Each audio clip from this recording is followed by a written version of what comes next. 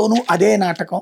Aqua feed టన్నుకి 4,000 రూపాయలు తగ్గించినట్టు గురువారం ప్రకటన. అదంతా వట్టిదేనని శుక్రవారం తేల్చిన కంపెనీలు. టన్నుకు 2,000కు మించి తగ్గించలేమని తేల్చి చెప్పిన అవంతి ఫీడ్స్ ఇదే బాటలో మిగిలిన కంపెనీలు. ప్రభుత్వ తీరుపై మండిపడుతున్న ఆక్వా రైతులు పెంచిన ధరలు పూర్తిగా తగ్గించాల్సిందని స్పష్టీకరణ అన్నటువంటి హైలైట్ చేశారు. అయితే అదిరిపడి ఆగమేఘాల మీద కేసు నమోదు. వైఎస్ జగన్ రంగంలోకి దిగడంతో సాయికృష్ణ కేసులో ప్రభుత్వం తత్తరపాటు. రాత్రివేళ కుటుంబ సభ్యులతో ఫిర్యాదు, కేసు నమోదు. కేవలం సిఐపై కేసు నమోదు చేసి పోలీసు పెద్దలను తప్పించేలా కుట్ర. సాయికృష్ణ ఇంటికి దర్యాప్తు బృందం, కుటుంబ సభ్యుల స్టేట్మెంట్లు నమోదు అన్నటువంటిది హైలైట్ చేశారు. అయితే ఏపీలో ద్రవ్యోల్బణం టాప్. జనవరిలో 2.82%, మే నాటికి 4.9% పెరుగుదల. ప్రతి నెల జాతీయ స్థాయి నుంచి ఏపీలో ద్రవ్యోల్బణం నమోదు. ఎస్బీఐ రీసెర్చ్ నివేదిక వెల్లడి.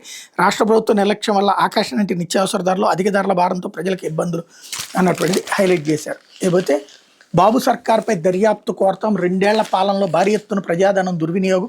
రాజధాని అమరావతి నిర్మాణం, భూ కేటాయింపులు, ఇతర అవినీతి అక్రమాల విషయంలో సీఎం చంద్రబాబు ప్రభుత్వంపై సమగ్ర దర్యాప్తు జరగాలని కోరుతూ ప్రధాని నరేంద్ర మోడీ, కేంద్ర హోంమంత్రి అమిత్ షా సిబిఐ డైరెక్టర్కి వింతపత్రం అందిస్తాను వైఎస్ఆర్సీ పార్లమెంటరీ పార్టీ నాయకుడు వైవి సుబ్బారెడ్డి వెల్లడించారన్నటువంటిది హైలైట్ చేశారు. అయితే ఈ ఎఫ్ఐఆర్ కూటమి ప్రభుత్వ నేర అంగీకార పత్రమే. మాజీ సీఎం జగన్ గొంతెత్తాకే సాయికృష్ణ లకప్ డెత్పై ఎఫ్ఐఆర్. ఈ హత్యలో A1 చంద్రబాబు, A2 హోంమంత్రి అంతా, A3 డీజీపీ, మాజీ మంత్రి వైఎస్ఆర్సీపీ నేత అంబటి రాంబాబు స్టేట్మెంట్ని ఇక్కడ హైలైట్ చేశారు. అయితే ఏపీలో పోలీసులే హత్యలు చేస్తున్నారు.